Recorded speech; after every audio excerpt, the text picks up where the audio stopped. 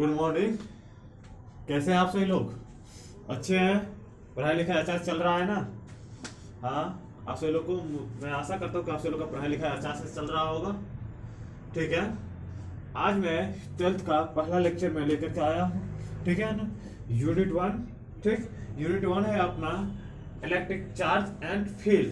Electric charge and field, electric charge and field के बारे में मैं बताऊंगा। ठीक है ना, तो electric charge and field, electric charge and field जो हम इलेक्ट्रोस्टैटिक में पढ़ते हैं। किस में पढ़ते हैं? इलेक्ट्रोस्टैटिक में। इलेक्ट्रोस्टैटिक में हम किसके बारे में पढ़ते हैं? इलेक्ट्रिक चार्ज एंड फील्ड के बारे में पढ़ते हैं। किसके बारे में? इलेक्ट्रिक चार्ज एंड फील्ड के बारे में। किसके बारे में? फील्ड के बारे में पढ़ते हैं। किसके बारे में? इलेक्ट्रिक चार्ज एंड फील्ड के बारे में किस में पढ़ते हैं? इलेक्ट्रोस्टैटिक में पढ़ते हैं। ठीक है, तो इससे पहले मैं आपको बता दूं कि इससे पहले मैं इसके बारे में बताता हूं कि ये कहां से आता है। देखिए,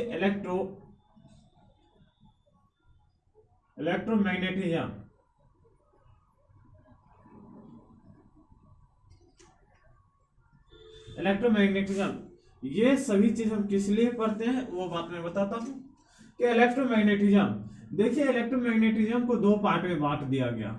ठीक, कितने पार्ट में? दो पार्ट में।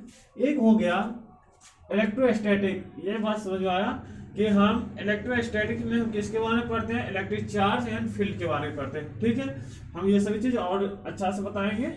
ठीक, अभी मतलब कि इसका इंट्रो दे रहा हूं कि कैसे होता है। और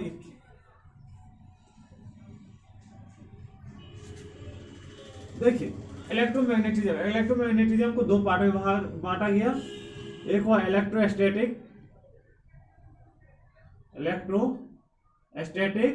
और दूसरा हो गया इलेक्ट्रोडायनामिक।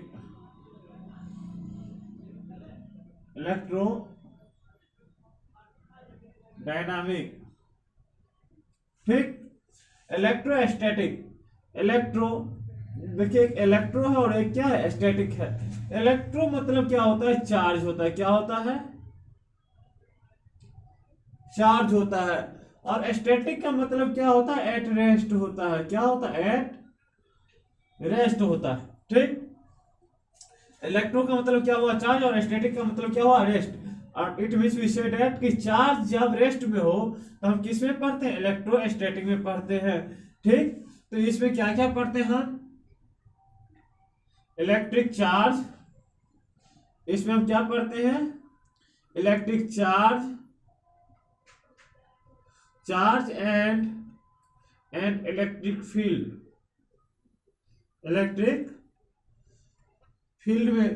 के बारे में पढ़ते हैं। किसमें? इलेक्ट्रोस्टैटिक में। इलेक्ट्रोडायनामिक, इलेक्ट्रो का मतलब तो समझ गए कि क्या होता है? चार्ज होता है। और डायनामिक का मतलब क्या होता है? मोशन होता है। क्या होता है? In motion. क्या होता है? In motion. जब क्या हो? इलेक्ट्रोडायनामिक में क्या पता है? जब मोशन में होता है तब किसके बारे में पढ़ते हैं? इलेक्ट्रोडायनामिक में हम पढ़ते हैं ये सभी चीज। ठीक, जब चार्ज मोशन में आ जाता है, यदि कोई भी चीज यदि मोशन में आ जाता है तो हम क्या कहते हैं? देखो ये कितना करंट से चल रहा है। ठीक है ना, तो जिसके कारण जब चार्ज मोशन में आ जाता है तो हम करंट के बारे में पढ़ते हैं। किसके बारे में? तो इसमें आ जाता है अपना करंट। ठीक, ईएमएफ, वोल्टेज,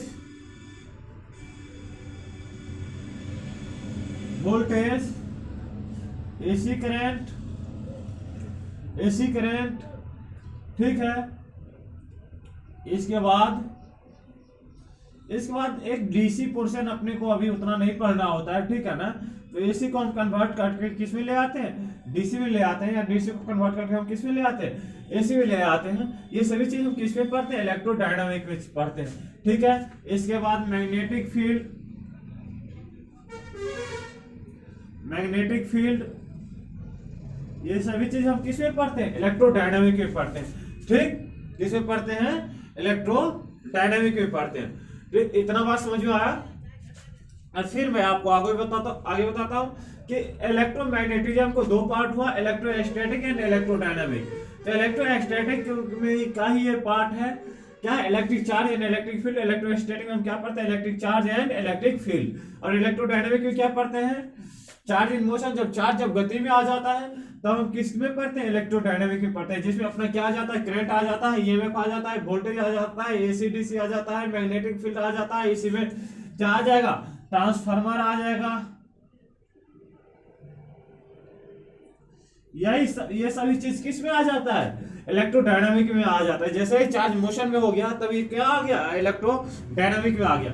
ओके, मिटा दिया जाए तो इन इलेक्ट्रोस्टैटिक लिखा जाए।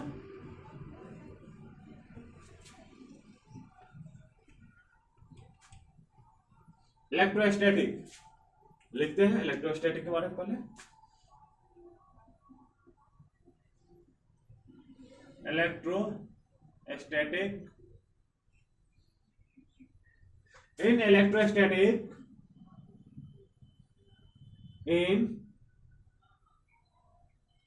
या we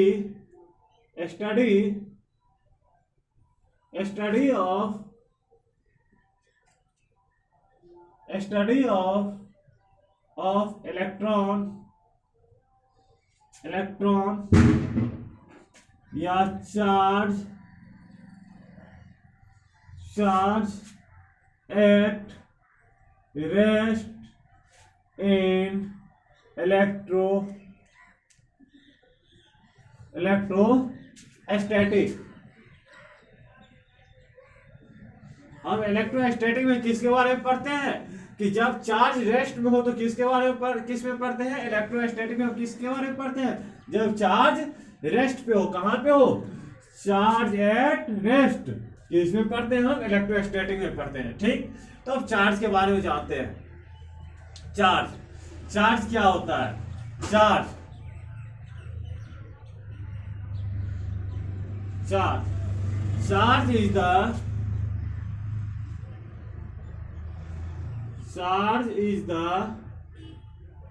is the intrinsic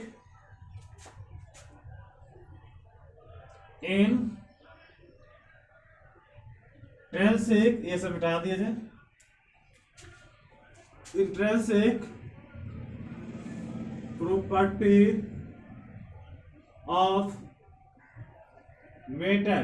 क्या है? चार्ज क्या है? इंट्रिंसिक प्रॉपर्टी ऑफ मैटर है। इंट्रिंसिक प्रॉपर्टी कहने का मतलब ये हुआ कि चार्ज जो है किसी भी मैटर का, जैसे सपोज दैट कि क्या एक मैटर है, अपना मैटर है, ये छोटे छोटे पार्टिकल से बना होता है। किससे बना होता है? छोटे छोटे एलिमेंट से, छोटे छोटे पार्टिकल से बने होते हैं।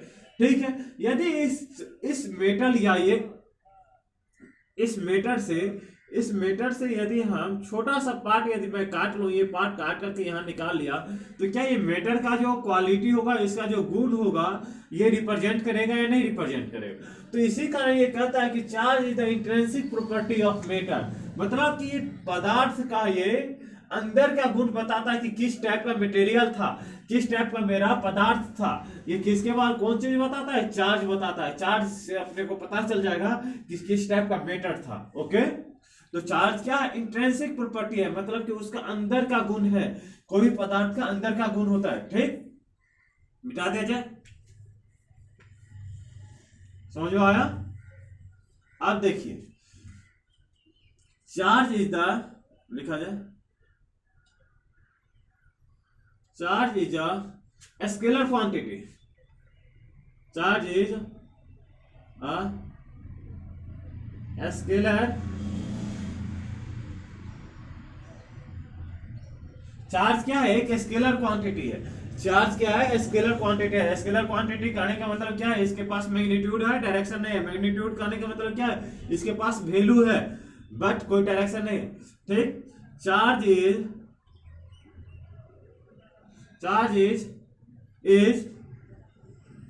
is denoted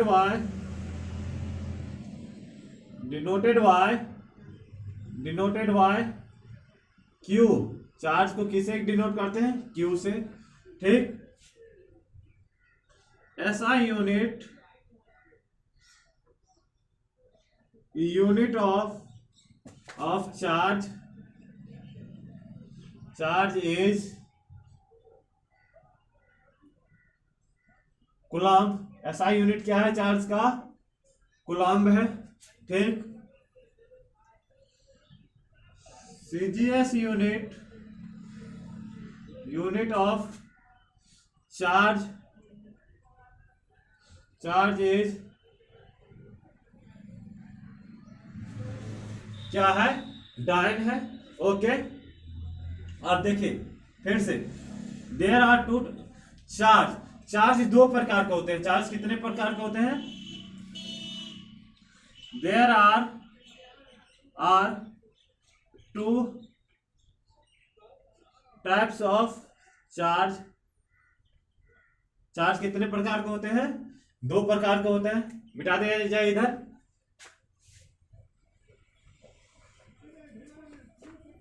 चार्ज कितने प्रकार के होते हैं? दो प्रकार के होते हैं। कितने प्रकार के बाबू? दो प्रकार के। एक पॉजिटिव चार्ज और दूसरा क्या? Negative charge. There are two types of charge. पहला क्या है? पॉजिटिव चार्ज और दूसरा क्या है? Negative charge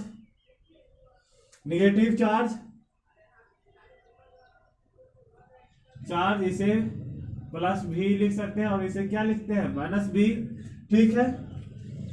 okay.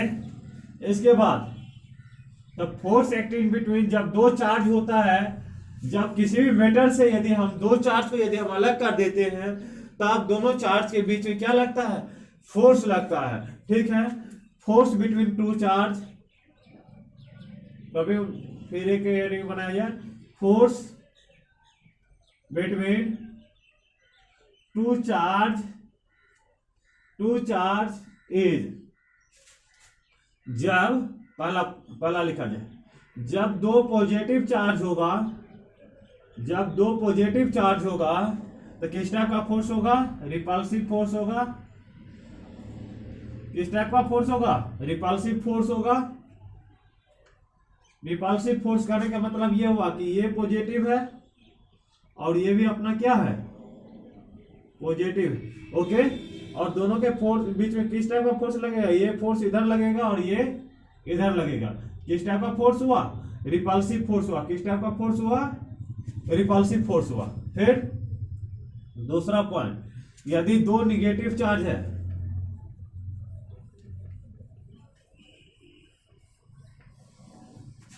To negative charge है, जब दो नेगेटिव चार्ज होगा तब भी किस टाइप का फोर्स होगा? रिपल्सिव फोर्स होगा। अरे भगवान।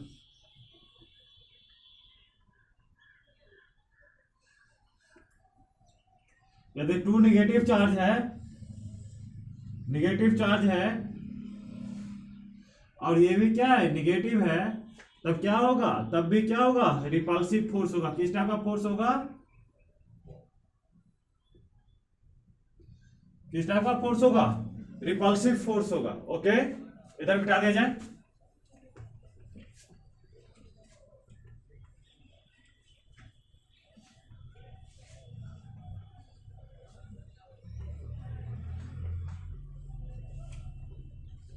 किस टाइप का फोर्स होगा? रिपल्सिव होगा। फिर तीसरा बात लिखा जाए, एक पॉजिटिव और एक क्या होगा? निगेटिव होगा। जब दो चार्ज में से एक पॉजिटिव और एक निगेटिव होगा तब किस टाइप का फोर्स होगा? एट्रैक्टिव फोर्स होगा। किस टाइप का फोर्स होगा? एट्रैक्टिव फोर्स होगा। ठीक। इसके बाद फिर कंडीशन हो गया। अब या नहीं तो ये तो आप सही लोग समझते होंगे, या इसे निगेटिव हो जाए और एक पॉजिटिव होगा तभी किस टाइप का फोर्स होगा? एट्रैक्टिव फोर्स होगा। ठीक। इतना बात आप सही लोग को समझ में आया? ठीक है। चार्ज कितने प्रकार के होते हैं? चार्ज दो प्रकार के होते हैं, एक पॉजिटिव चार्ज, एक निगेटिव चार्ज। ठीक है। एक पॉजिटिव एक निगेटिव दोनों चार्ज के बीच में क्या होते हैं? फोर्स लगते हैं। ठीक है। दोनों चार्ज के बीच में किस टाइप का फोर्स लगता है? एक एट्रैक्टिव फोर्स भी लग सकता है, रिपल्सिव फोर्स भी लग सकता है। ठीक, आप देखिए इतना बात आप सभी लोग को समझ में आया। चार्ज आप बताते हैं कि चार्ज कम्स विथ मास, मतलब चार्ज जो है किसी पदार्थ, हरेक एक पदार्थ, हरेक एक मेटर छोटे छोटे पार्टिकल से बने हुए, छोटे छोटे एलिमेंट से बने हुए, ठीक है, बने हुए हैं नहीं बने हुए, बने हुए हैं। ठीक, तो यदि वो चार्ज जब आता है किसी मेटर से, यदि हम चार्ज को यदि सेपरेट करते हैं तो कुछ ना कुछ मास से अलग होता है। किससे अलग होता है? मास से अलग होता है। ठीक, किससे अलग होता है? मास से। ठीक है, तो हर एक चार्ज, चार्ज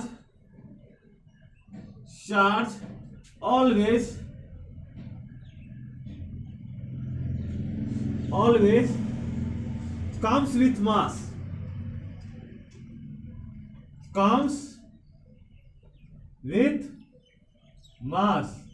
अर्थात जो मेरा चार्ज है वो किससे आता है? चार्ज अपने ऑलवेज मतलब किसके साथ आता है? मास के साथ आता है। ठीक है, तो आप देखिए चार्ज और मास में आपको डिफरेंस बताते हैं। किसके बीच में? डिफरेंस बिटवीन, टॉपिक बना दिया जाए, डिफरेंस बिटवीन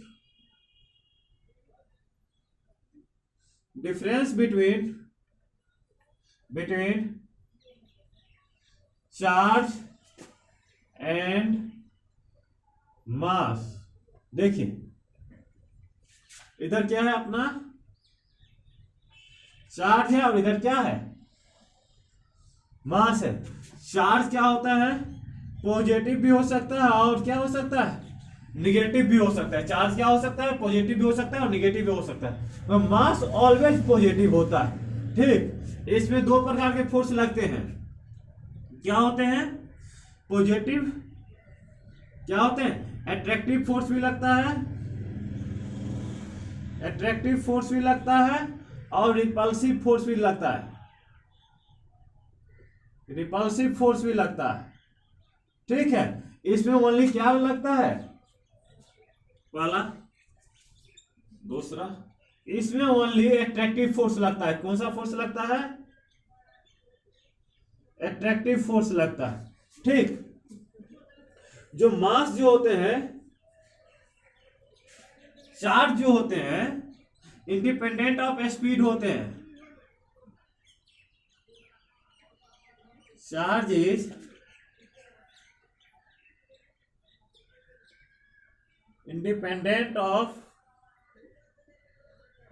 स्पीड। ठीक, आप देखिए मास क्या होता है? Mass is depend upon speed. Mass किसके ऊपर डिपेंड करता है? स्पीड के ऊपर डिपेंड करता है। ठीक, m यहां पे क्या हो गया? m0 under root 1/v² c square. यहां पे क्या है? ये m0 है जो mass at rest, mass at rest है। ठीक है, v जो है वेलोसिटी ऑफ मास है,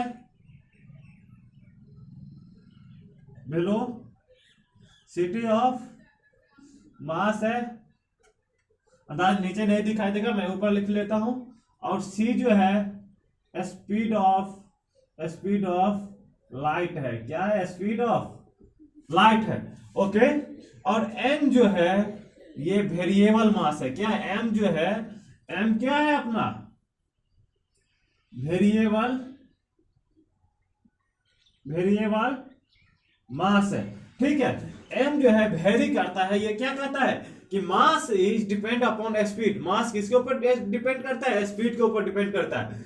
यदि हम स्पीड को यदि बढ़ा दे तो मास बढ़ भी सकता है।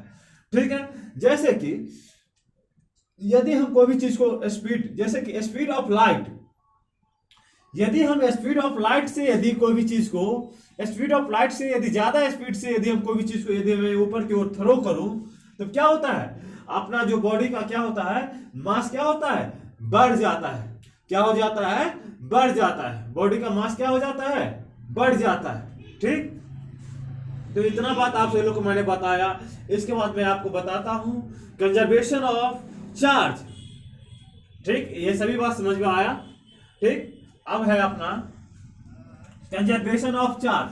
क्या है, conservation of charge. Next topic लिखिए, क्या है, conservation of charge.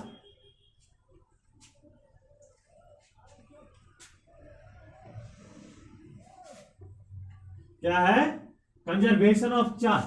Conservation, conserve, आपसे लोग कंजर्व तो सुने ही होंगे। कंजर्व मतलब क्या है कि कंजर्वेशन ऑफ चार्ज करने का मतलब ये हुआ कि चार्ज ऑलवेज कोई भी सिस्टम का क्या होता है, कंजर्व होता है। मतलब कि फिक्स्ड होता है, वो वेरिएबल नहीं होता। क्या होता है, फिक्स्ड होता है, कंजर्व होता है। ठीक है ना, निहित होता है। ठीक, तो क्या है, कंजर्वेशन ऑफ चार्ज टॉपिक बनाया जाए।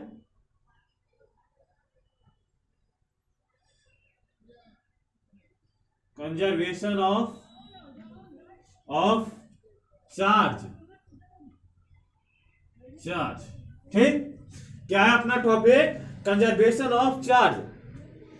लिखिए, charge is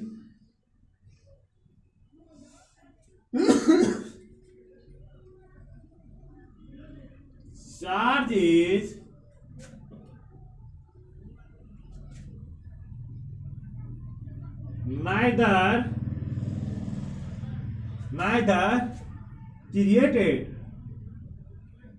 neither created and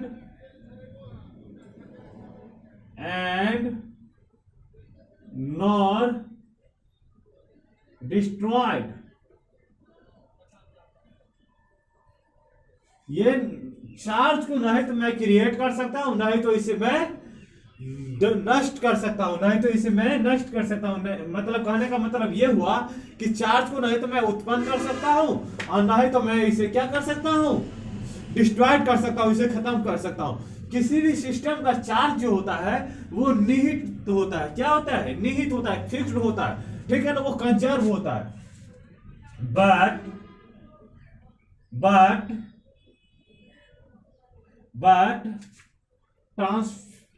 but charge is transmitted